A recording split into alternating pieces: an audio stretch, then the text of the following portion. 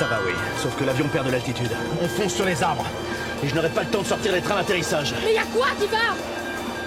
Ce qui va, c'est que je suis là.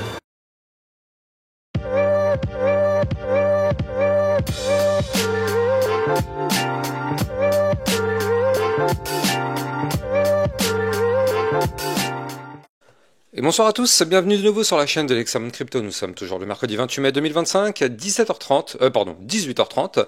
On va faire le point en cette fin de journée. C'est un flash spécial sur le Bitcoin. Ce matin, on avait vu qu'on était sur un niveau critique. On avait parlé de point pivot, une zone stratégique. Et malheureusement, j'ai peut-être des nouvelles pas forcément très bonnes. Allez, on va regarder tout ça en détail au travers de cette vidéo. On démarre ce flash spécial, bien évidemment. Je rappelle à tout le monde que tout ce que je vais dire n'a en aucun cas un conseil financier. C'est à vous de faire vos propres recherches. Et n'oubliez pas que le trading de crypto-monnaie comporte des risques de perte partielle ou majeure. On démarre avec notre situation sur le Bitcoin. Alors là, c'est voilà le Bitcoin qui est ici. Et donc, comme on peut le voir, on est actuellement sur un joli petit retracement. Un peu plus tôt dans la journée, on était aux 109 400 $. On est actuellement à 107 466. Et le problème dans tout ça, enfin les deux problèmes dans tout ça, c'est qu'on est en train d'essayer de faire deux choses. La première chose qu'on est en train d'essayer de faire, c'est qu'on est en train d'essayer de casser le canal ascendant par le bas. Ça, on le savait, on l'avait déjà mentionné depuis quelques jours sur ma chaîne YouTube. Je vous avais dit que forcément, tant qu'on est à l'intérieur du canal, tout va bien. À partir du moment où on casse ce canal par le bas, ça risque de faire un petit peu mal. Donc il va falloir se préparer, si on casse ce canal ascendant par le bas, il va falloir se préparer à un éventuel retracement un petit peu plus prononcé. Alors, en termes de niveau clé, souvenez-vous, ce matin, on avait vu qu'on avait un bas de canal aux 107 869 $. Et en réalité, eh bien, on avait surtout repéré un autre pattern chartiste. Ici, on avait pu détecter un premier top, deuxième top. Alors, je rappelle que ça, c'est une figure chartiste, malheureusement, de retournement baissier. Donc là, vous le voyez, on a le premier top qui est formé, un deuxième top qui est plus bas que le précédent. Forcément, si on break, eh bien, la ligne de coup de ce pattern, et nous, la ligne de coup, elle est ici, donc attention, on est actuellement posé dessus, elle est à 107 041. Donc on est vraiment juste attendez, non, je vous dis des bêtises. Et ouais, c'est ça, je vous dis des bêtises. Non, bah non, c'est 107 400 $. On est, alors là, c'est actuellement ce niveau clé. Attendez, je vais zoomer un peu, voilà, parfait. Donc non, le niveau clé à breaker, il est exactement ici, à 107 060 $. Donc là, si on break ce niveau clé, malheureusement, ça validerait le double top. Vous le savez, le double top est une figure chartiste de retournement baissier. Et donc, si on valide ce double top en même temps que la cassure du canal ascendant par le bas, vous l'avez compris, c'est un double signal baissier. Alors, en termes de target, parce que là, on va commencer à poser des targets un petit peu vers le sud, parce que tant qu'on est à l'intérieur du canal, je rappelle la règle, on est haussier. Donc, on place des targets au nord. Maintenant, si jamais on break ce canal et qu'on valide le double top, vous l'avez compris, ça inverserait la tendance. On est sur une tendance haussière actuellement, mais on passerait sur une tendance baissière. Donc là, dans ce cas-là, il va falloir placer des targets au sud, malheureusement. En termes de target, eh bien, on a déjà ici un premier niveau clé qui sera important. Ce niveau clé, ce sera les 105 513 $. Et oui, on reviendrait retester le ruban de moyenne mobile. Comme son nom l'indique, ce sont des moyennes et les moyennes sont retestées. Donc déjà, ce serait tout à fait logique de retourner rechercher le ruban de moyenne mobile. Derrière, souvenez-vous, on avait breaké un range par le haut ici à 105 073. Donc ça, ce serait un autre niveau clé de support. Et si on break ce range en venant du haut, malheureusement, le but serait d'aller chercher les supports en dessous, donc aux 103 519, les 102 876 ainsi que les 101 508 pour aller chercher, pourquoi pas, un support à 98 018. Alors, encore une fois, pour remettre vraiment les pendules à l'heure, c'est pas parce qu'on a des targets et des niveaux de support que je vous donne à 98 000 $ qu'on ira chercher les 98 000 $. Je suis comme vous, je suis derrière mon PC, je n'ai pas de boule de cristal, je ne connais pas ce qui va se passer demain, mais je vous donne les niveaux clés de support. Parce que je dis ça parce que la dernière fois, quand je vous avais parlé qu'il risquait d'y avoir un retracement, je vous avais dit attention, prudence, risque de retracement.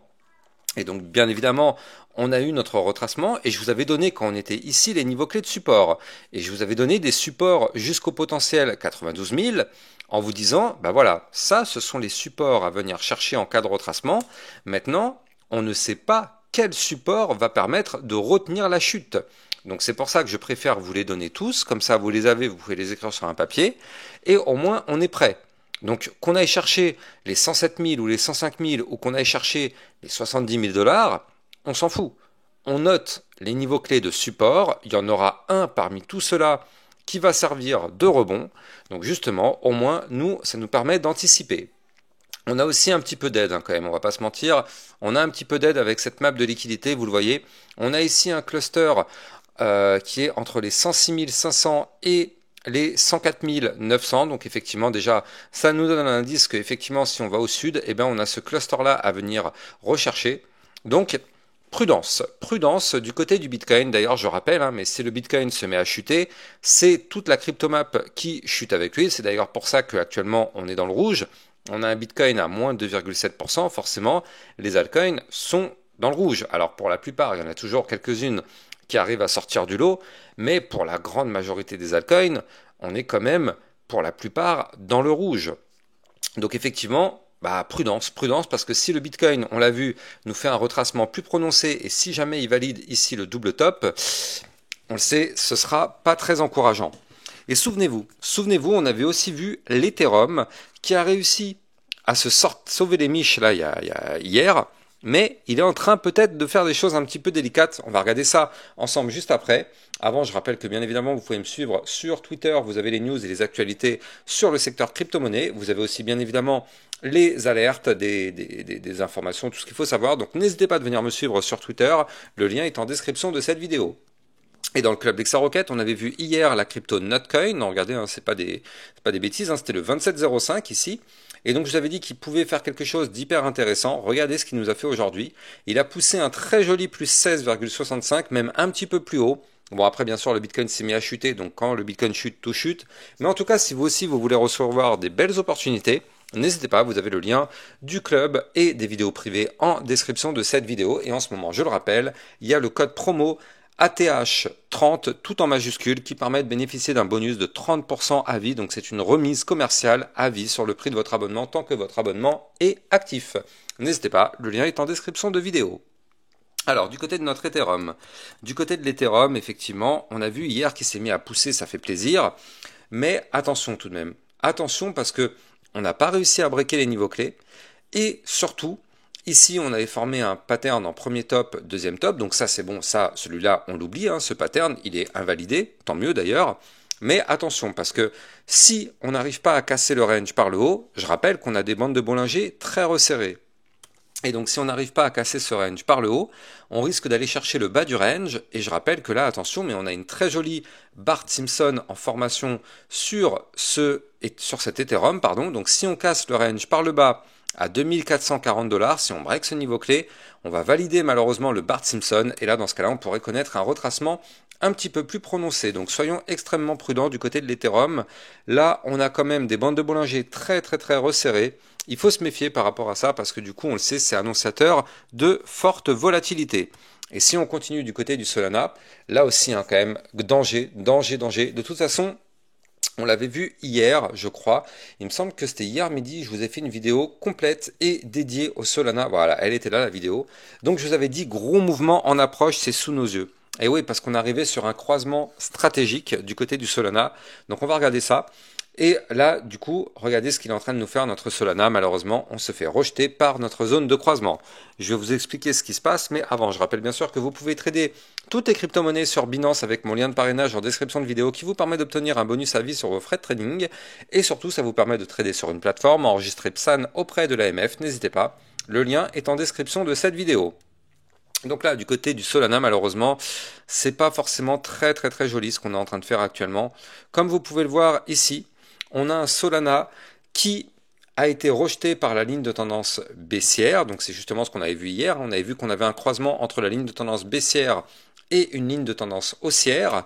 Donc non seulement on a connu un rejet par la ligne de tendance baissière, mais en plus de ça, on est en train de tenter la cassure de la ligne de tendance haussière. Donc ça, c'est pas très très joli, on va pas se mentir.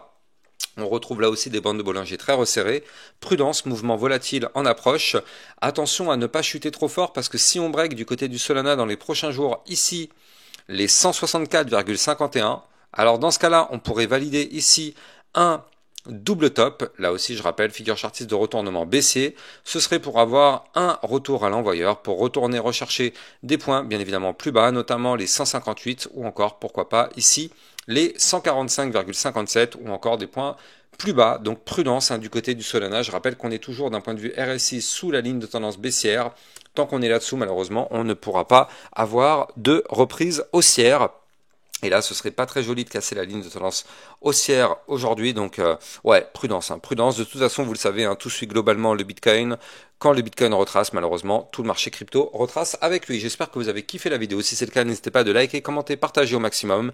Et surtout, abonnez-vous pour recevoir tous les jours 1, 2 à 3 vidéos concernant le Bitcoin et les altcoins. Je vous souhaite de passer une bonne fin de journée. Je vous dis à plus tard. Ciao, ciao. Bitcoin, Ethereum, you know the drill. Lost it all but came back with the skill.